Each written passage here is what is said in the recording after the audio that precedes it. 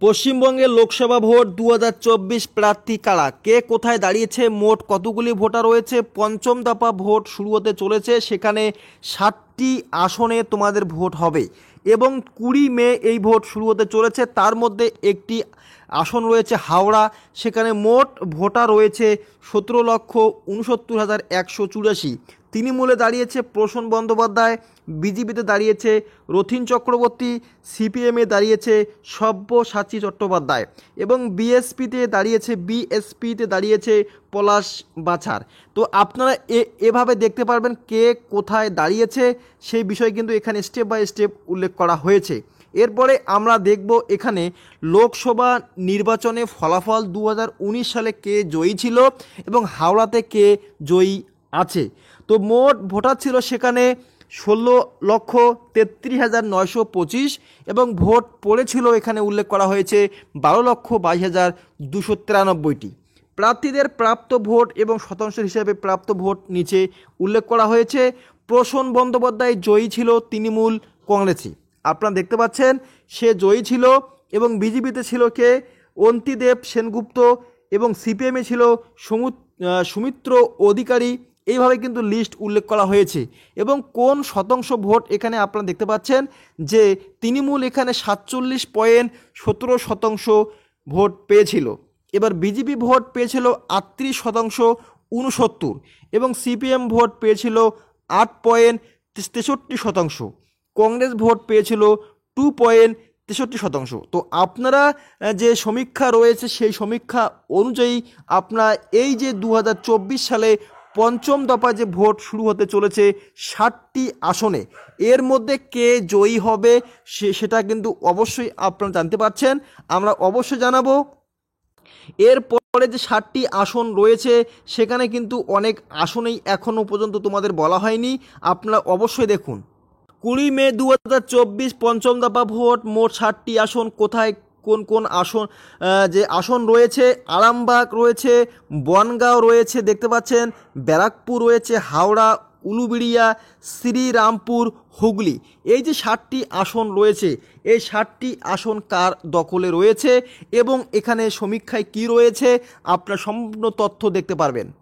আমরা এখন দেখব আরামবাগ 2019 সালে তৃণমূল না বিজেপি কার দখলে ছিল সে বিষয়টা এখানে উল্লেখ করা হয়েছে। দেখতে পাচ্ছেন ভোট পেয়েছিল 6,49,921টি, 44.78% ভোট পেয়েছিল তৃণমূল কংগ্রেস। বিজেপি ভোট পেয়েছে দেখো 6,48,787 এবং এখানে দেখতে পাচ্ছেন 44.70% ভোট পেয়েছে বিজেপি। তাহলে 2024 সালে 20 মে যে ভোট হতে চলেছে সেখানে কে জয়ী হবে, সমীক্ষায় কি রয়েছে সম্পূর্ণ তথ্য আলোচনা করা হবে। এরপরেই আপনারা এখানে দেখতে পাচ্ছেন যে এখানে এগিয়ে কারা কারা ছিল। হরিপাল, তারকেশ্বর, পুরুষুরা, আরামবাগ, গোঘাট, খানাকুল, চন্দ্রকোনা এই সমস্ত কিন্তু এগিয়ে ছিল। আপনারা প্রত্যেকে জানেন হুগলি আসনে সবথেকে বড় টক্কর হতে চলেছে।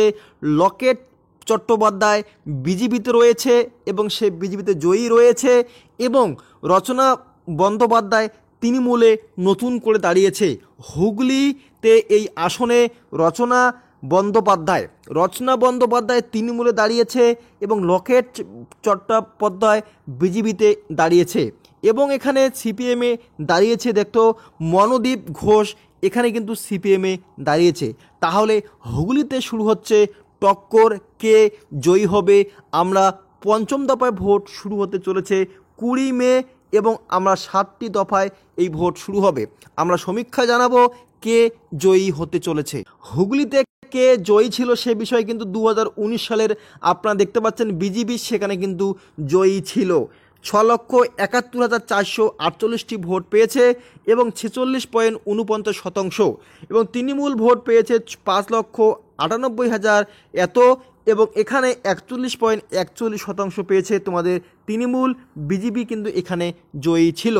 এরপরেও কিন্তু আপনারা দেখতে পাচ্ছেন এখানে কিন্তু সিপিএম ভোট পেয়েছিল 1,21,588 এবং শতাংশ রয়েছে 11.14%।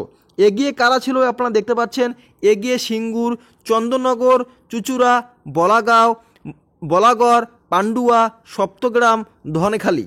তো আপনারা দেখতে পাচ্ছেন কংগ্রেসও কিন্তু এখানে ভোট পেয়েছে 25,347 এবং 1.76% কিন্তু তোমরা 2019 সালে সেটা কিন্তু রয়েছে, কিন্তু এখানে বিজেপি জয়ী ছিল। পঞ্চম দফায় ভোটে কে জয়ী হবে, কোথায় কোন আসন রয়েছে, সমস্ত বিষয় আমরা ভোটের লাইভে আপনারা দেখিয়ে দিব। আপনারা অবশ্যই দেখবেন। লকেট চট্টোপাধ্যায়, রচনা বন্দ্যোপাধ্যায়, মনোদীপ ঘোষ, হুগলিতে কে জয়ী হয়।